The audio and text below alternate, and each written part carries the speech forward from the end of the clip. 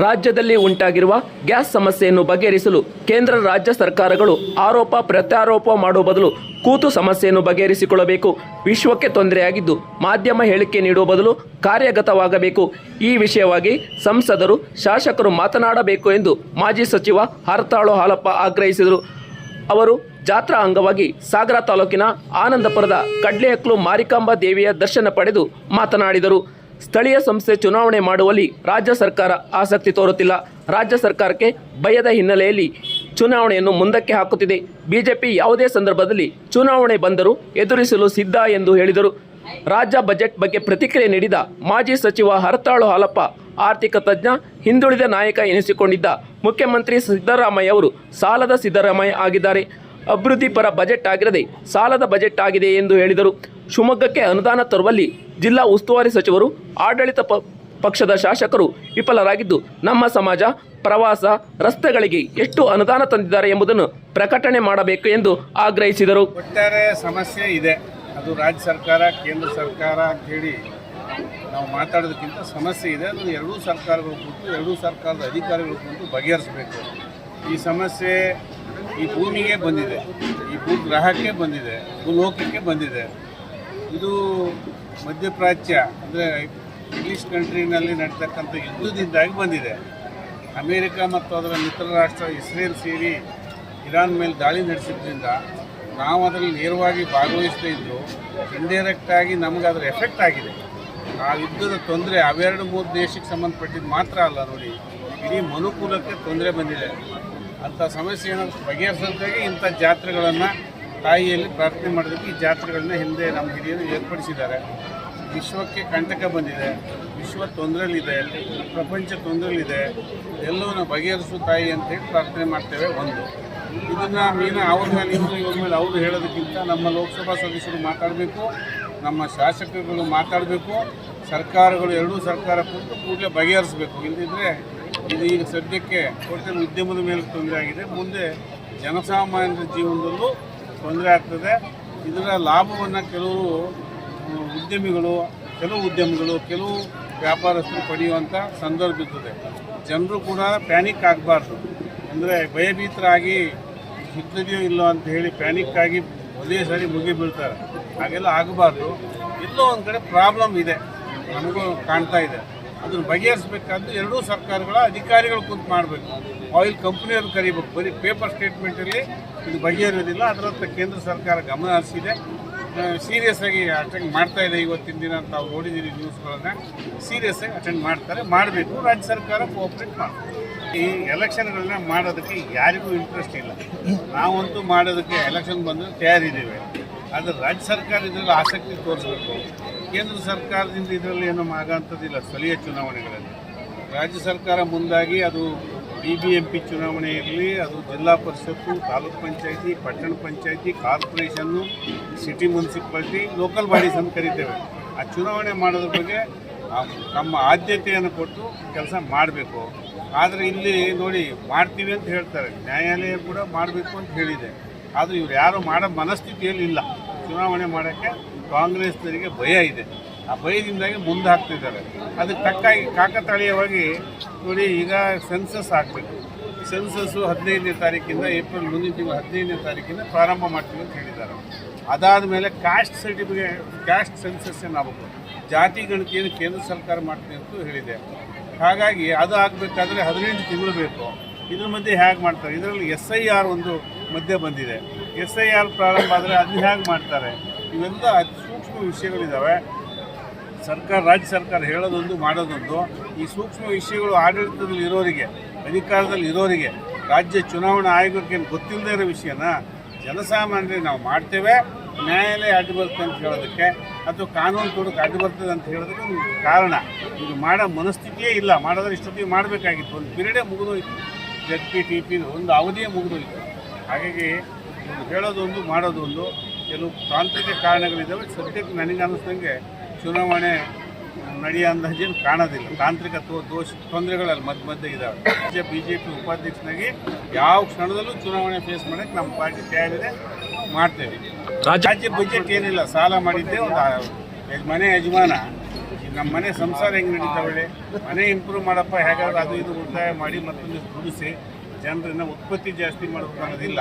ಸಾಲ ತರ್ತಾನೆ, ಯಜಮಾನ ಹೆಸರು ಚೆನ್ನಾಗಿದೆ, ತರಕ್ಕೆ ಅವಕಾಶ ಇದೆ, ಆಸ್ತಿ ಮನೆ ಸ್ವಲ್ಪ ಇದೆ, ತೋರಿಸಿ ಯಜಮಾನ ಮನೆ ಸಾಲ ಮಾಡಿ ಕೊಡಿ ಬೇರೆ ಆಗ್ತಾರಲ್ಲ ಒಳ್ಳೆ ಹಂಗೆ ಸಾಲ ಮಾಡ್ತಕ್ಕಂಥ ಆಗಿದೆ. ಈಗ ಸಾಲಗಾರ ಸಿದ್ದರಾಮಯ್ಯ ಆಗಿಬಿಟ್ಟಿದ್ದಾರೆ. ಒಂದು ಕಾಲದಾಗ ಸಿದ್ದರಾಮಯ್ಯ ಹಿಂದುಳಿದವ್ರಿಗೆ ನಾಯಕ, ಹಿಂದುಳಿದವರು ಮತ್ತು ಆರ್ಥಿಕ ತಜ್ಞ ಅಂತೆಲ್ಲ ನಾವು ಹೇಳಿದ್ವಿ. ಅದು ಈಗ ಅದ್ರಲ್ಲಿ ನೋಡಿದ್ವಿ ಎಷ್ಟು 8,24,000 ಕೋಟಿ ಸಾಲ ಅವರು ಮನುಷ್ಯನ ಮೇಲೆ ಅಲ್ವಾ, ಸಾರಿ ರಾಜ್ಯದ ಸಾಲ, ಪ್ರತಿಯೊಬ್ಬ ಮನುಷ್ಯನ ಮೇಲೆ ಲಕ್ಷಾಂತರ ರೂಪಾಯಿ ಸಾಲ. ಎಷ್ಟು ಹೀಗೆ ಸಾಲ ಮಾಡ್ತಾ ಹೋಗ್ತಾರೆ ಹೇಳಿದ್ರೆ ಕೇಂದ್ರ ಸರ್ಕಾರ ಸಾಲ ಮಾಡಿಲ್ವಾ ಅಂತಾರೆ. ಕೇಂದ್ರ ಸರ್ಕಾರದ ಅದರ ಆದ್ಯತೆಗಳೇ ಬೇರೆ, ಅದರ ಖರ್ಚು ವೆಚ್ಚಗಳೇ ಬೇರೆ, ಆದಾಯಗಳೇ ಬೇರೆ. ನಮ್ಮ ಸ್ಥಿತಿ ಹೇಳಿ ಈ ಬಜೆಟ್ ಅನ್ನೋದು ಸಾಲ ಮಾಡೋದಕ್ಕಾಗಿ ಒಂದು ಆದ್ಯತೆ ಅಂತ 17ನೇ ಬಾರಿ ಬಜೆಟ್ ಮಂಡಿಸಿದರೆ 17ನೇ ಬಾರಿ ಸಾಲ ಮಾಡಿದ್ದಾರೆ.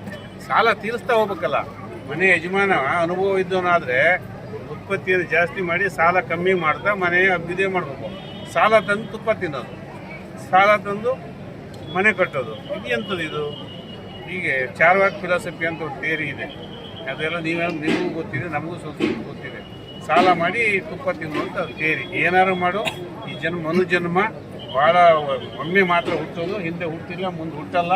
ಈಗ ಏನೇನು ಮಾಡಬೇಕು ಮಾಡಿಬಿಡು, ಸಾಲ ಮಾಡ್ಯಾರು ಮಾಡು, ದುಡ್ದಾರು ಮಾಡು ಅಂತ. ಇವರು ಸಾಲ ಮಾಡಬೇಕು ಅಂತ ತೀರ್ಮಾನಕ್ಕೆ ಬಂದಂಗೆ ಕಾಣ್ತಾರೆ. ಮತ್ತೊಂದು ಏನಂತ ಹೇಳಿದ್ರೆ, ಇನ್ನೊಂದು ಬಜೆಟ್ ಶಿವಮೊಗ್ಗ ಜಿಲ್ಲೆಗೆ ಏನು ತಂದಿದ್ದಾರೆ ಅಂತ ನಿಮಗೆ ಅದೊಂದು ಮಾಡೋಣ ಮಾತಾಡ್ಬೇಕಂತ. ಶಿವಮೊಗ್ಗ ಜಿಲ್ಲೆಗೆ ಉಸ್ತುವಾರಿ ಸಚಿವರು ನಾರ್ಮಲ್ ಆಗಿ ಅವರು ಲೀಡರ್ ಆಗಿರ್ತಾರೆ. ಆಯಾ MLAಗಳು ಅವರ ಕ್ಷೇತ್ರಕ್ಕೆ ಏನಾಗಬೇಕು ಅಂತೇಳಿ ಕೇಳಿ ತರ್ತಾರೆ.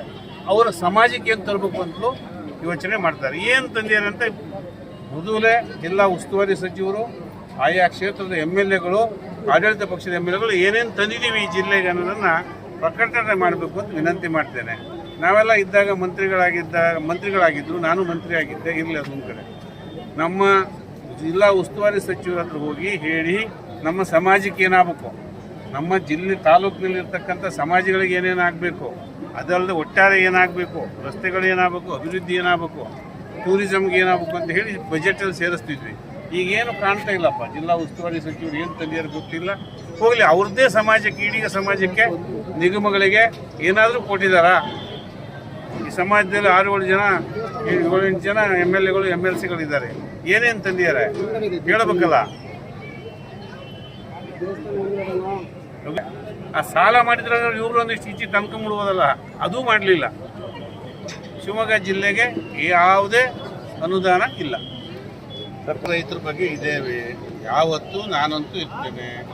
ಮೊನ್ನೆ ಕೂಡ ನಾನು ನೋಡಿದ್ದೀನಿ, ನೀವು 15-16 ಕಡೆ ನಾನು ಈಗಾಗಲೇ ನಾನು ಮತ್ತು ನಮ್ಮ ಪಕ್ಷದವರು ಮತ್ತು ಹಿತೈಷಿಗಳ ಜೊತೆಗೆ ಸಮಯ ಬಂದಾಗಲೆಲ್ಲ ವಿಧಾನಸಭೆ ಒಳಗೆ ಮತ್ತು ಹೊರಗೆ ಧ್ವನಿ ಎತ್ತಿದ್ದೇವೆ. ಈಗ ಹೊರಗಿದ್ದೀವಿ, ಈಗಲೂ ಕೂಡ ಯಾವತ್ತೂ ಎಲ್ಲಿ ತೊಂದರೆ ಆಗಿದೆ ಅಲ್ಲಿ ಕೂಡಲೇ ಧಾವಿಸ್ತೇವೆ. ಇದನ್ನು ನೋಡಿದ್ದೀರಿ ನೀವು. ಮತ್ತು ಮೊನ್ನೆ ನಡೆದಿದ್ದು ಒಳ್ಳೆಯ ಬೆಳವಣಿಗೆ. ಇದು ಅಧಿಕಾರದಾಗಿರೋರು ಬಗೆಹರಿಸಬೇಕಾದಂಥ ಸಮಸ್ಯೆ. ಹಾಗಂತೇಳಿ ಶರಾವತಿ ಮುಳುಗಡೆ ರೈತರ ಸಮಸ್ಯೆ ಹೇಳೋದಕ್ಕೆ, ಜನ ಸೇರಿಸೋದಕ್ಕೆ, ಭಾಷಣ ಮಾಡೋಕ್ಕೆ ಮಾತ್ರ ಒಂದು ವಿಷಯ ಅದು. ಆದರೆ ಅದನ್ನು ಭಾಳ ಗೊಜಲುಗಳಿದೆ. ಅದನ್ನು ಜಿಲ್ಲಾ ಉಸ್ತುವಾರಿ ಸಚಿವರು ಮುಖ್ಯಮಂತ್ರಿಗಳನ್ನು ಭೇಟಿ ಮಾಡಿ, ಹಿಡಿದು ಮೀಟಿಂಗ್ ಮಾಡಿ, ಕೇಂದ್ರ ಸರ್ಕಾರದ ಮೂಲಕ, ಕೇಂದ್ರ ಸರ್ಕಾರ ಮತ್ತು ರಾಜ್ಯ ಸರ್ಕಾರ ಸುಪ್ರೀಂ ಕೋರ್ಟಲ್ಲಿ ಹೇಳಬೇಕು. ಅವಿವೇಕತನದಿಂದ ಮಾತಾಡೋದು, ಅಹಂಕಾರದಿಂದ, ಠೇಂಕಾರದಿಂದ ಮಾತಾಡೋದ್ರಿಂದ ಇದು ಸಮಸ್ಯೆ ಬಗೆಹರಿಯಲ್ಲ. ಇದನ್ನು ನಿಜ ಸ್ಥಿತಿಯನ್ನು ಸುಪ್ರೀಂ ಕೋರ್ಟಿಗೆ ಹೇಳಬೇಕಾಗಿದೆ, ಹೇಳೋಕ್ಕೊಂದು ಅವಕಾಶ. ಈಗ ಸುಪ್ರೀಂ ಕೋರ್ಟ್ ಏನು ಹೇಳಿದೆ, ನೀವಿಬ್ಬರು ಕೂತ್ಕೊಂಡು, ಕೇಂದ್ರ ಸರ್ಕಾರ ರಾಜ್ಯ ಸರ್ಕಾರ ಕೂತ್ಕೊಂಡು ಶರಾವತಿ ಮುಳುಗಡೆ ರೈತರ ಸಮಸ್ಯೆನ ಬಗೆಹರಿಸ್ಕೊಂಡು ಇಲ್ಲಿ ತರ್ರಪ್ಪ, ನಾನು ಒಪ್ತೀನಿ ಅಂತ. ಅದನ್ನು ಮಾಡ್ತಾ ಇಲ್ಲ. ಈ ಜಿಲ್ಲಾ ಉಸ್ತುವಾರಿ ಸಚಿವರು ಮತ್ತು ಈ ಶಾಸಕರು ಅಧಿಕಾರಿಗಳು ಹೇಳೋ ಮಾತು ಕೇಳ್ತಿದ್ದಾರೆ. ಅಧಿಕಾರಿಗಳು ಹೇಳೋ ಸ್ಟೇಟ್ಮೆಂಟ್ ರೈತರ ಪರವಾಗಿ ಇಲ್ಲವೇ ಇಲ್ಲ. ಇವರಿಬ್ಬರೂ ಇವತ್ತಿನವರೆಗೆ 16-17 ವರ್ಷ ಆಯಿತು. ತಾಳುಗುಪ್ಪ ಜಡೆ ಹೋಬಳಿ ತಾಳುಗುಪ್ಪ ವಿಷಯವನ್ನು ಭೂಮಿ ಕೊಡ್ಸೋಕ್ಕೆ ಆಗಿಲ್ಲ, ವಾಪಸ್ ಬಿಡಿಸ್ಕೊಂಡಿದ್ದು. ವಾರದವ್ರು ಬಿಡಿಸ್ತೀವಿ ಅಂತ ಪಾದಯಾತ್ರೆ ಮಾಡಿದ್ರು. ಎಲ್ಲಿ ಮಾಡಿ ಕೊಟ್ಟರು? ಇಷ್ಟು ವರ್ಷ ಆದ್ರೂ 2 ಸಾರಿ ಅಧಿಕಾರಕ್ಕೆ ಬಂದರು, 2 ಸಾರಿ ಮಂತ್ರಿಗಳಾದರು, ಚೀಫ್ ವಿಪ್ ಆಗಿದ್ರು. ಏನು ಮಾಡಿದ್ದಾರೆ?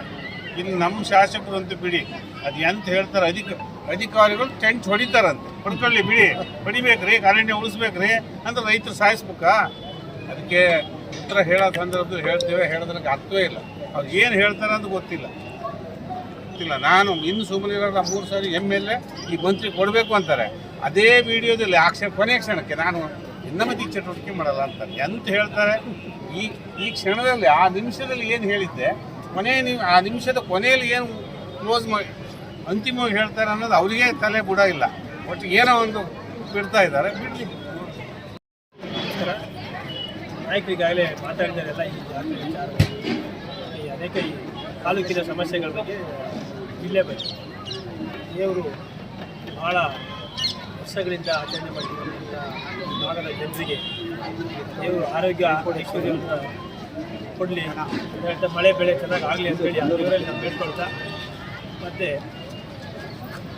ಈ ಭಾಗದ ನಾಯಕರಿಗೆ ಹೇಳಿದ್ವಿ, ನಾವು ಹಿಂಗೆ ಇದ್ರಾಗಲೇ ಇನ್ನು ಹೋರಾಟಕ್ಕೆ ಇಳಿಬೇಕಾಗುತ್ತೆ ಅಂತ ಜನರಿಗೆ ನ್ಯಾಯ ಕೊಡ್ತಾರೆ.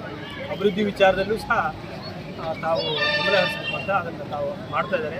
ಅದರ ಮುಖ್ಯವಾಗಿ ನಮ್ಮ ಸಾಗರ ತಾಲೂಕು ವಿಧಾನಸಭಾ ಕ್ಷೇತ್ರದಂತೂ ಈ ರೈತರ ವಿಚಾರದಲ್ಲಿ ಬಗರುಕುರು ಮತ್ತು ಅರಣ್ಯ ಭಾಳ ಸಮಸ್ಯೆ ಇದೆ.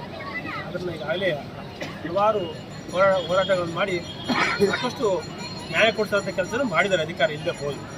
ಮತ್ತು ಈಗಾಗಲೇ ಮೊನ್ನೆ ನಮ್ಮ ನಾಯಕರು ಹೇಳಿದಂಗೆ ಶಾಸಕರು ತಾವೆಲ್ಲ ನೋಡಿದ್ದಾರೆ ವಿಡಿಯೋದಲ್ಲಿ, ಈ ತಾಲೂಕಿನ ಅಧಿಕಾರದಲ್ಲಿದ್ದಂಥ ಶಾಸಕರು ರೈತರ ರಕ್ಷಣೆ ಕೂಡ ಬಿಟ್ಟು ಇಲ್ಲ ಫಾರೆಸ್ಟ್ ಇಲಾಖೆಯವರು ಅವ್ರ ಕೆಲಸ ಅವ್ರು ಮಾಡ್ತಾರೆ, ಅವ್ರ ಜಾಗ ಆದರೆ ಅವ್ರು ಬಿಡುತ್ತಾರೆ, ನಾವು ಯಾವುದೇ ಕಾರಣಕ್ಕೂ ಅವ್ರಿಗೆ ನಾವು ತಕರಾರು ಮಾಡಲ್ಲ, ಅವ್ರು ಬಿಡಿಸ್ಕೊಳ್ತಾರೆ ಅಂತಂದರೆ ಎಲ್ಲೋ ಒಂದು ಕಡೆ ಇಂಡೈರೆಕ್ಟ್ ಆಗಿ ರೈತರ ಜಮೀನೆಲ್ಲ ಬಿಡಿಸ್ತೀವಿ, ನಮ್ದು ಅದಕ್ಕೆ ಸಪೋರ್ಟ್ ಇದೆ ಅಂತ ಅಧಿಕಾರಿಗಳ ಪರವಾಗಿ ಹೇಳಿದ್ದಾರೆ. ಇದೆಲ್ಲೋ ಒಂದು ಕಡೆ ನೋಡಿದ್ರೆ ಅವರು ಯಾವ ರೀತಿಯ ದ್ವಂದ್ವ ನಿಲುವು ಅನ್ನೋದ್ರ ಬಗ್ಗೆ ಗೊತ್ತಿಲ್ಲ. ಅದರ ರೈತರ ಪರವಾಗಿ ಅವರು ಇಲ್ಲ. ಅದರ ಮುಂದಿನ ದಿನಗಳಲ್ಲಿ ನಮ್ಮ ನಾಯಕರು ಮುಖಾಂತರ ಹೋರಾಟ ಮಾಡಿ ಅವರು ಯಾವುದೇ ಹೇಳ್ಬೋದು, ಅವರ ಅನುಕೂಲಕ್ಕೆ ತಕ್ಕ ಹೇಳ್ಬೋದು. ಆದರೆ ಇಲ್ಲಿ ಈ ತಾಲೂಕಿನ ಈ ಕ್ಷೇತ್ರದ ಬಗ್ಗೆ ಯಾವುದೇ ಕಾರಣಕ್ಕೂ ರೈತರಿಗೆ ಅನ್ಯಾಯ ಆಗೋ ರೀತಿಯಲ್ಲಿ ನಾವು ನಮ್ಮ ನಾಯಕರು ಹೋರಾಟದಲ್ಲಿ ಪಾಲ್ಗೊಂಡು ನಾವು ಅದನ್ನು ನ್ಯಾಯ ಕೊಡ್ತಕ್ಕಂಥ